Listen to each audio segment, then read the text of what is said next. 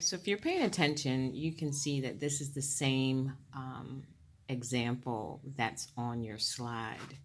So let's get into it. You're comparing the chart to the pie chart. Now it says two teachers brought in boxes of desserts for the end of the year party. Which box contains more raspberry flavored desserts? You see that the circle graph um, is sectioned in percentages, and you also see that the chart has numbers. But at the top of both of them, at the top of both the pie chart and the chart down below B, you see that they both have a title.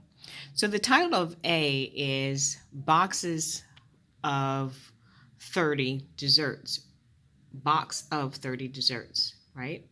And then B, it says desserts in a box, okay? So what you're gonna have to do in order to figure out which box contains more raspberry flavored desserts, what you're going to have to do for A is you're going to have to multiply. So this goes back to what we learned last week. It says box of 30 desserts, but 20% of that is raspberry. So we're going to figure out how much is in that box. So you're going to have to multiply 20%, and remember to turn a percent into a decimal. 20% is looks like 0.20. 20% times 30, or 20% of 30. Remember that? So this is actually 20% of 30. Okay? Now, 20% of 30, if I put that into my calculator, 0.20 times 30 is going to get me 6. Okay?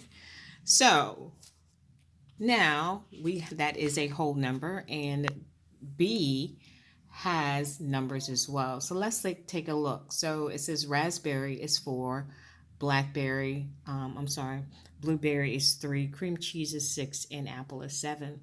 So the question is, which box contains more raspberry flavored desserts? That would be A, because A is 6 and raspberry over here is 4.